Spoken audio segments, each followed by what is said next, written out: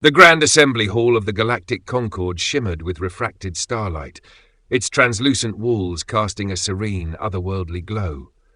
Delegates from dozens of species sat around a sprawling circular table, their forms as varied as the ecosystems that birthed them.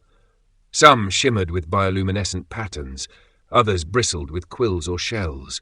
The air hummed softly with overlapping voices, the universal translator struggling to keep pace with the polyphonic debate.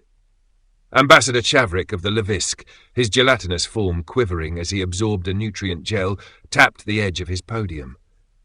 "We must address the reports from the Outer Rim colonies," he said, his voice a melodic gurgle. "There have been troubling developments on Kivan Sickle."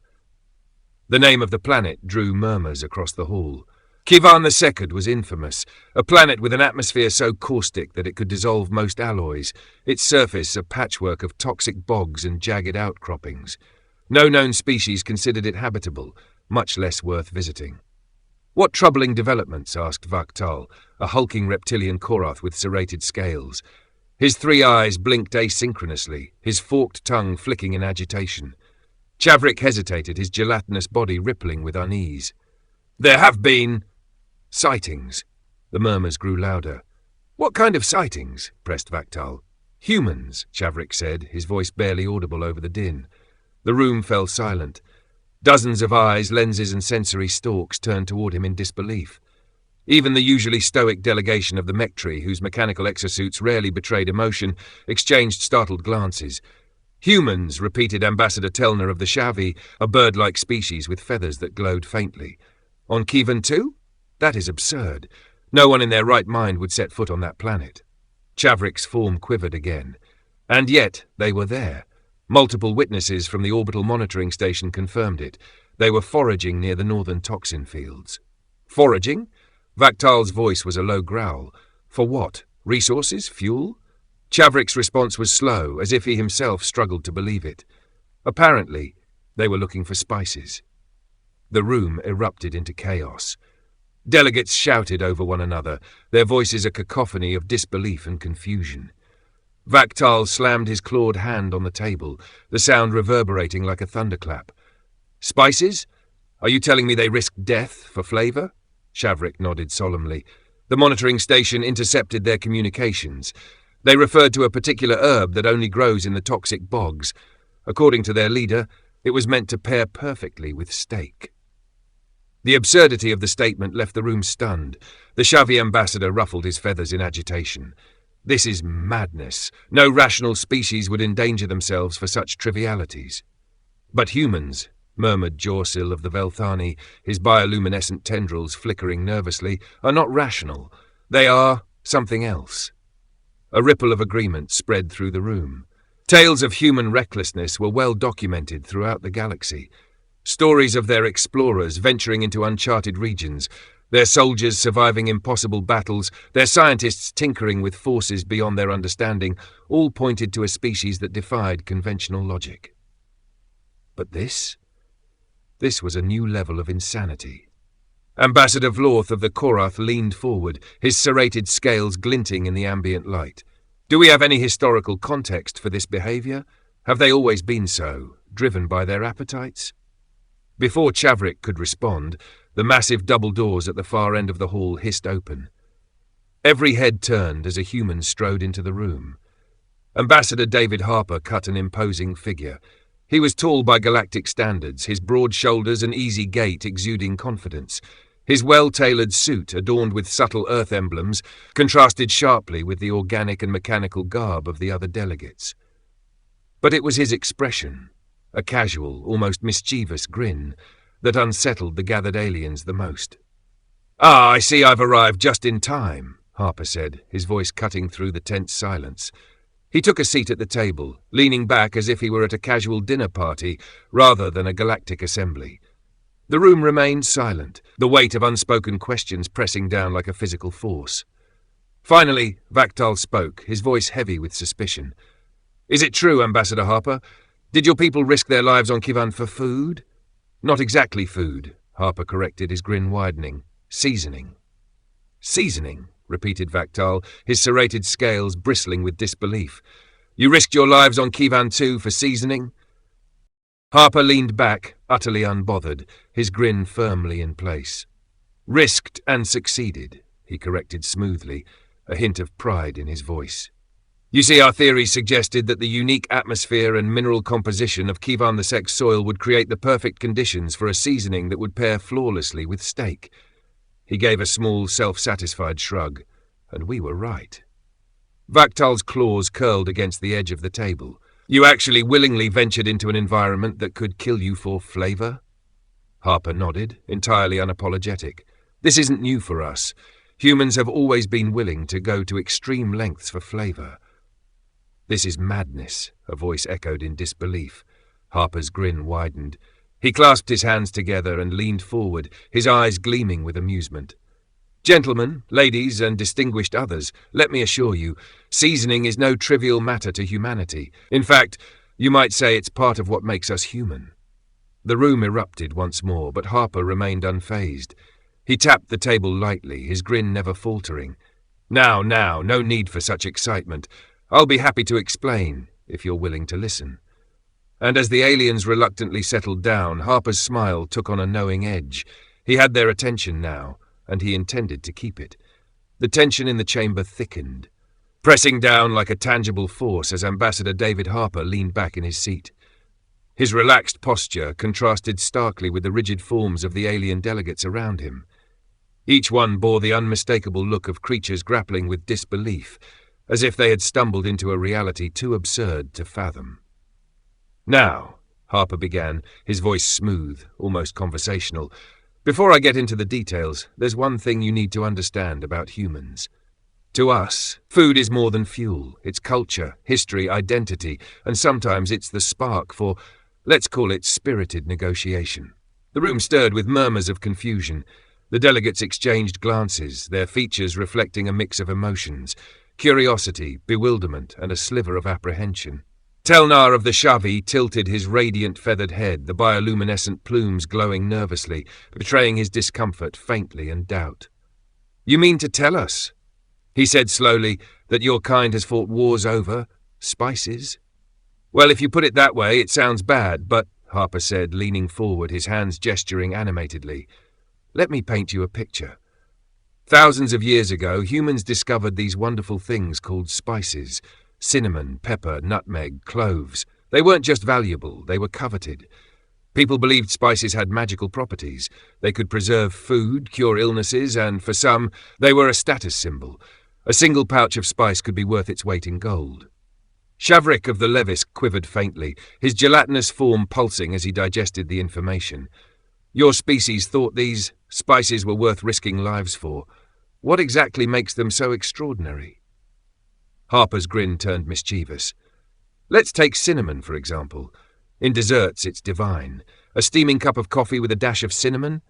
Transcendent. And don't even get me started on apple pie. Cinnamon is its soul. He leaned back, his tone playful but firm. One taste and you'd understand why people would cross oceans and face death for it. The room was silent, the delegates exchanging wary glances. Shavrik finally spoke, his voice low and skeptical. The planet Kivan 2 you searched for spices on was toxic beyond measure. I'm willing to bet your cinnamon would be just as deadly to us. Not unless you snort it, Harper quipped with a widening grin. The alien delegates shifted uneasily, their expressions reflecting a mix of confusion and discomfort. Vaktal muttered something under his breath in his guttural tongue, and Shavrik's gelatinous body shivered again, as though he wasn't entirely convinced of the human sanity. The delegates remained motionless, as though trying to determine whether Harper's words were some elaborate human jest or a genuine historical recounting. Vaktal's scales rattled faintly as he growled low in his throat. Are you seriously telling us that your ancestors killed each other for spices? Oh, absolutely. Empires rose and fell over spices, Harper said, his tone growing somber. Naval fleets were built, entire continents were explored and conquered, all in the name of finding and controlling spice routes. And if someone tried to monopolize the supply or jack up prices, that's when things got messy. The Mectri, whose sleek metallic forms emotionless, emitted faint whirring clicks. Their translator module eventually spoke, a monotone voice cutting through the silence. Statement. Humans engaged in conflict over compounds designed to modify sensory input. Assessment. Prioritization parameters appear illogical. Harper chuckled softly, spreading his arms as if to say, "Welcome to humanity." Illogical to you, maybe, but to us, spices represented survival, prosperity, and power.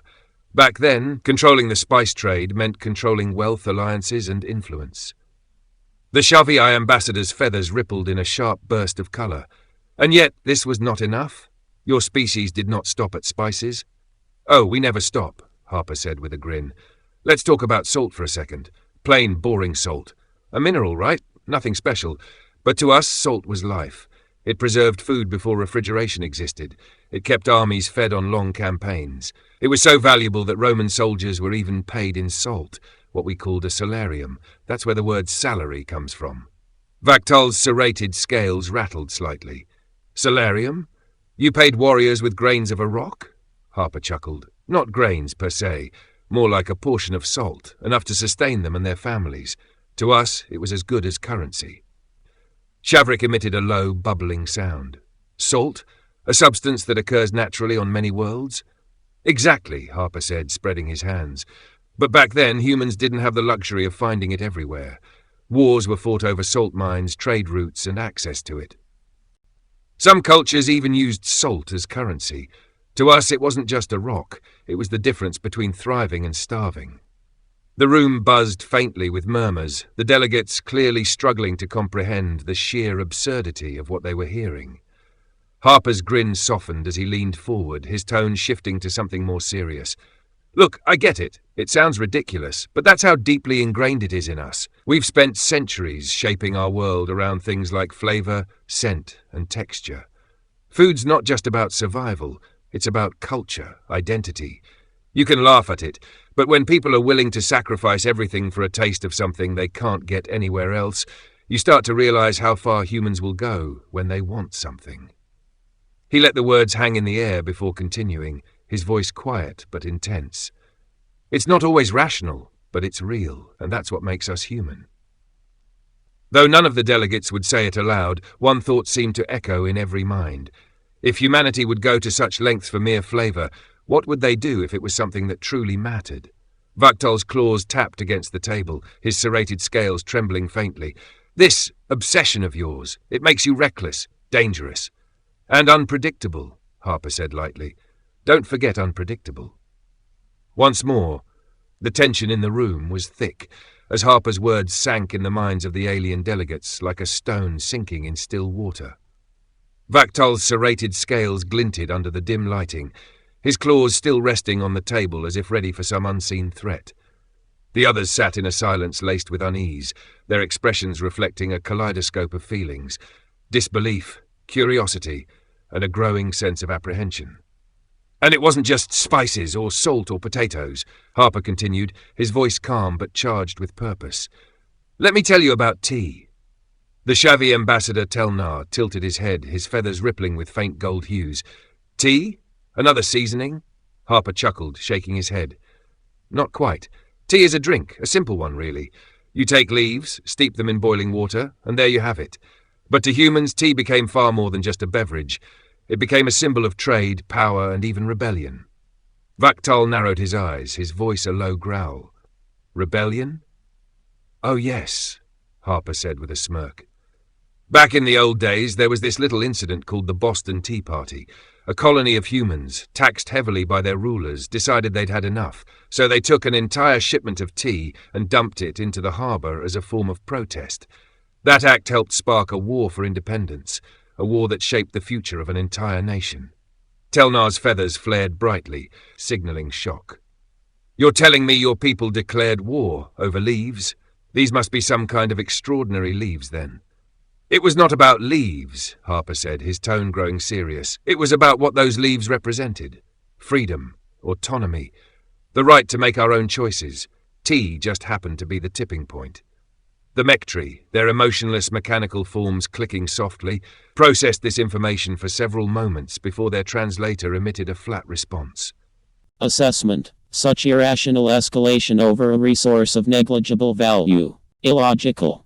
Harper raised an eyebrow. "Illogical to you, maybe, But to us, it mattered, and when something matters to humans, we don't let it go easily. Vaktal's growl faltered, his voice trembling slightly as he spoke. Such recklessness is unsettling, he muttered, his words laced with an edge of fear. To risk everything over something so insignificant. How can a species like yours, so unpredictable, be anything but dangerous? I won't argue with you on that, Harper said simply. We are dangerous, but that danger comes from the same passion that drives us to create, explore, and connect. It's a double-edged sword. The Velthani delegate, Jorsil, spoke softly, his bioluminescent tendrils pulsing in faint green hues. And yet you say this passion is what defines your species, even when it leads to such chaos? Harper nodded. It's not always pretty, but it's who we are. And it's what's brought us here, to this table, with all of you. Shavrik of the Levisk, his gelatinous form wobbling in faint agitation, spoke up next. And what of this, potato you mentioned earlier? Another symbol of conflict, I presume? Harper leaned back, a faint smile playing on his lips. Ah, the humble potato. It's a simple root vegetable, yet its story is as impactful as any of the others. In the 19th century, a disease wiped out the potato crops in a region called Ireland. Potatoes were a staple food there, a lifeline for millions. When they failed, people starved. Many fled to new lands, seeking survival. It wasn't a war, but it reshaped history. Millions of people emigrated, spreading their culture and traditions across the world, all because of a single crop. The room was silent as the delegates processed this new revelation. Jorsil's tendrils flickered in muted shades of blue, signaling contemplation. A single crop caused such upheaval? Your species' reliance on such fragile resources seems precarious. It was, Harper admitted, but humans are resilient.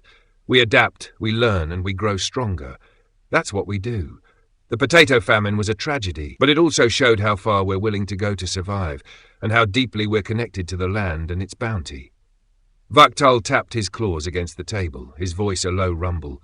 Your species' history is a litany of chaos and desperation. Spices, salt, tea, potatoes, each one a spark for conflict or upheaval, and yet you speak of it with pride. Harper's gaze met Vaktal's, unflinching. Because those stories aren't just about conflict. They're about perseverance, innovation, and the lengths we'll go to for the things that matter. Food is more than sustenance to us. It's culture, it's connection, it's life. The room remained silent, the weight of Harper's words pressing down on the gathered delegates. Each one seemed lost in thought, their expressions a mix of intrigue and unease. Jorsil broke the silence, his tendrils glowing faintly. You are a species driven by passion, dangerous, unpredictable, and relentless. But perhaps in that passion there is also something remarkable. Harper offered a faint smile, his tone lightening just enough to ease the tension. I'll take that as a compliment. The Velthani delegate hesitated, then inclined his head slightly. Take it as you will, Ambassador, but know this, your species has given us much to consider. As Harper sat back in his chair, the room once again fell into silence, the delegates exchanging uneasy glances. The stories they had heard painted a picture of a species that was as inspiring as it was terrifying, a species whose determination knew no bounds.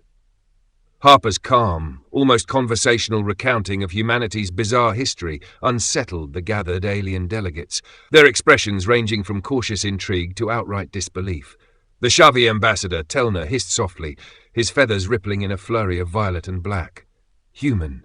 Your stories, they are unsettling. A species that risks its existence for such trivial things cannot be trusted. You are dangerous in ways I can scarcely comprehend. Jorsil, the Velthani delegate, spoke next, his bioluminescent tendrils flickering in chaotic pulses. Tea? Potatoes? And yet these trivialities reshaped entire civilizations. Your kind seems driven by chaos.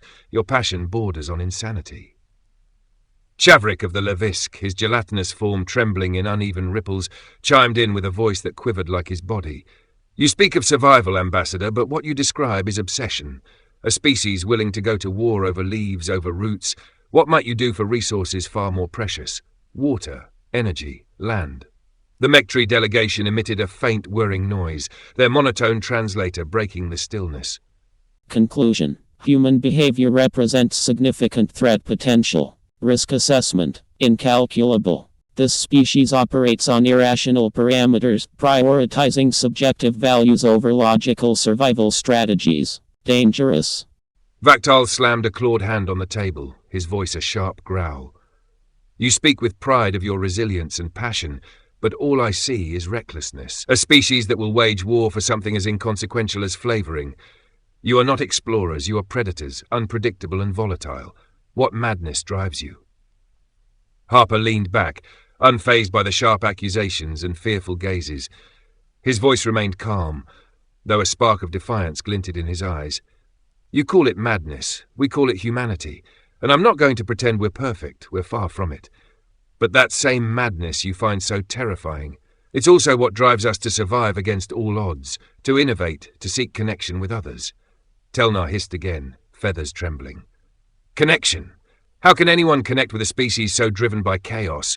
You are like a fire, impossible to control, burning everything in your path. Harper shrugged lightly. Fire warms, fire illuminates, fire also burns. It all depends on how you use it. And humans, we've been learning to wield fire for a very long time. Jorsil's tendrils dimmed as his voice dropped to a murmur, barely audible. You are a contradiction, Ambassador. Reckless yet resourceful, chaotic yet cunning. I fear your kind will either unite the galaxy or tear it apart. The room buzzed with a low murmur of agreement, the unease among the delegates palpable. Harper allowed the moment to stretch, letting the weight of their words settle before he spoke again. You're right to fear us, he said finally, his tone softer but no less resolute. Humanity is dangerous. We've made plenty of mistakes, wars, conflicts, destruction, but don't mistake danger for malice. What drives us isn't a desire to dominate or destroy. It's a hunger to live, to thrive, to experience the universe in all its complexity. That hunger has led us to create as much as it has led us to conflict. Vaktal growled under his breath, but said nothing. The Shavi ambassador's feathers rippled in uneasy shades of grey, while Chavrik's gelatinous form quivered faintly. The Mectri emitted another series of clicks, their translator simply stating, assessment remains unchanged, humans remain unpredictable. Finally, Jorsil spoke, his voice quiet but filled with an undercurrent of awe. Perhaps it is that hunger which makes you so formidable and so very dangerous. A species that will reshape history for flavour, will stop at nothing for survival. The room lapsed into silence once more, the alien delegates exchanging uneasy glances. Each of them grappled with the same question. What were these humans truly capable of? As the meeting wore on, the weight of one thought began to settle over everyone in the room, growing louder with each passing moment. If humanity would go to such extraordinary lengths, risking life and limb for something as seemingly trivial as a spice, salt, or a humble root vegetable, then what could they possibly be capable of when the stakes were not just high, but life-altering? The very idea was enough to send a chill through those gathered, for they knew that when it came to humans, there were no limits to what they might do when faced with something that truly mattered.